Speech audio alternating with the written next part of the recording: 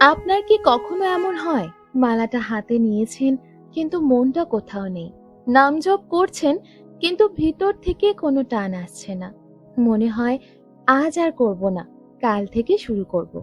যদি এমনটা আপনার সাথেও হয় তাহলে আজকের এই ভিডিওটি আপনার জীবন বদলে দিতে পারে। কারণ আজ আমরা শুনবো মা শারদা নিজে কি বলেছিলেন যখন মন নাম জপ করতে চায় না। দেখুন, আমরা অনেকেই ভাবি আমার ভক্তি কম, আমার মন খারাপ, আমি ঠিকভাবে ভগবানকে ডাকতে পারছি না। কিন্তু সত্যিটা হলো এই সমস্যা শুধু আপনার না, প্রতিটি মানুষের জীবনে এমন সময় আসে যখন মন ভগবানের নাম নিতে চায় না। মন ছুটে যায় চিন্তা, ভয়, দুশ্চিন্তা, মোহ এইসবের দিকে। একদিন এক ভক্ত মা শারদাকে জিজ্ঞাসা করলেন, মা, মন থেকে নাম জপ করতে ইচ্ছা না করলে কি করব? মা খুব সহজ ভাবে উত্তর দিলেন, মন না চাইলে তবুও নাম জপ করো। হ্যাঁ, তুমি ঠিকই শুনেছ, মন না চাইলে তবুও করো। মা বলেছেন, মন সব সময় তোমার বন্ধু না, অনেক সময় মনই তোমাকে দূরে নিয়ে যায় ভগবানের থেকে। ভাবুন তো, আপনি যদি বলেন আজ আমার মন পড়তে চাইছে না, তাই পড়ব না, মন কাজ করতে চাইছে না, তাই কাজ করব না, তাহলে কি জীবনে এগোতে পারবেন? না। ঠিক তেমনই, মন চায় না তাই নাম জপ করব না, এটা ভুল। মা শারদা বলেছেন, অভ্যাস করো, ধীরে ধীরে মন নিজেই ঠিক হয়ে যাবে। মা একটা উদাহরণও দিয়েছিলেন, প্রথমে নাম জপ করতে কষ্ট হবে, কিন্তু পরে সেটাই তোমার নিঃশ্বাস প্রশ্বাসের মতো হয়ে যাবে। যেমন প্রথমে হাঁটা শেখা কষ্টকর, কিন্তু পরে আমরা না ভেবেই হাঁটি, ঠিক তেমনি নাম জপও একদিন তোমার জীবনের অংশ হয়ে যাবে। শুনে রাখুন, যেদিন আপনার মন নাম জপ করতে একদম চাইবে না, সেই দিনই সবচেয়ে বেশি নাম জপ করা দরকার। কারণ সেই দিনই আপনার মন সবচেয়ে বেশি দূরে চলে যায়, আর সেই দিনই ভগবান আপনাকে সবচেয়ে বেশি ডাকছেন।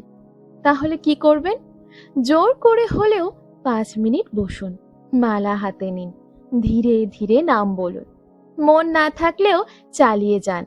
মনে রাখবেন, ভগবান আপনার শব্দ শুনছেন না, তিনি আপনার চেষ্টা দেখছেন। আজ থেকে প্রতিজ্ঞা করুন, মন থাক বা না থাক, ভালো লাগুক বা না লাগুক, আপনি প্রতিদিন ভগবানের নাম জপ করবেন। কারণ এই ছোট্ট অভ্যাসটাই একদিন আপনার জীবন বদলে দেবে। মা শারদার এই বাণী হয়তো আজ আপনার জন্যই ছিল। যদি আপনি আজ থেকে নিয়মিত নাম জপ শুরু করতে চান, তাহলে এই নিয়মগুলি অবশ্যই জেনে রাখুন, যেগুলো মা শারদা নিজে বলে গেছেন। শুধু নাম জপ করলেই হবে না, মা শারদা আমাদের শিখিয়েছেন কিভাবে নাম জপ করলে সত্যিই ফল পাওয়া যায়।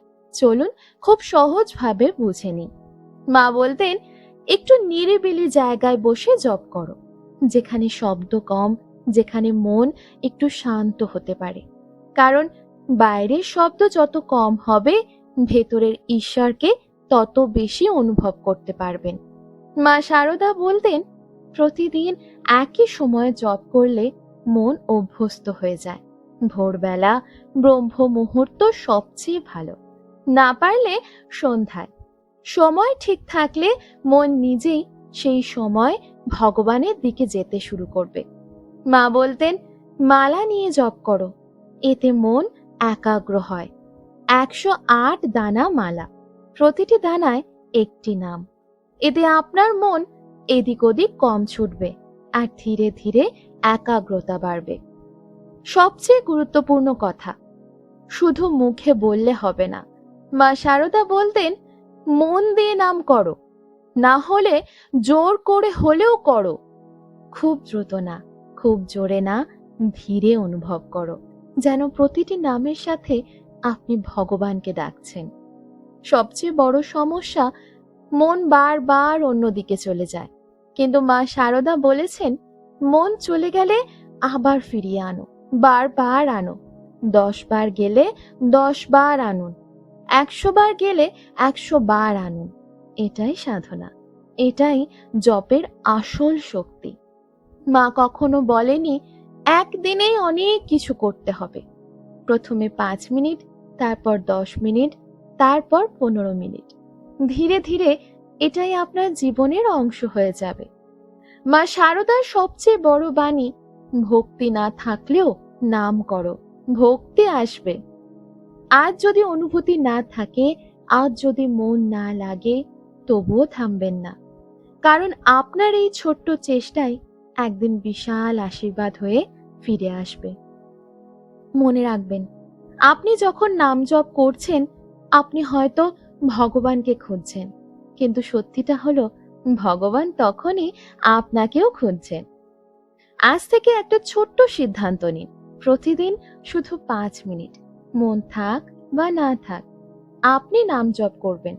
কারণ এই 5 মিনিটই একদিন আপনার ভাগ্য বদলে দেবে। মা শারদার এই বাণী হয়তো আজ আপনার জীবনের মোড় ঘুরিয়ে দিতে এসেছে। যদি আপনি সত্যি আজ থেকে শুরু করতে চান, তাহলে কমেন্টে লিখুন জয় মা শারদা, আর এই ভিডিওটি শেয়ার করুন। কারণ হয়তো আপনার একটা শেয়ার কারো জীবন বদলে দিতে পারে। আজকের এই ভিডিওটা এতটাই। আমার এই ভিডিওটি ভালো লেগে থাকলে অবশ্যই একটি লাইক, কমেন্ট এবং সাবস্ক্রাইব করবেন। জয় শ্রীকৃষ্ণ, রাধে রাধে।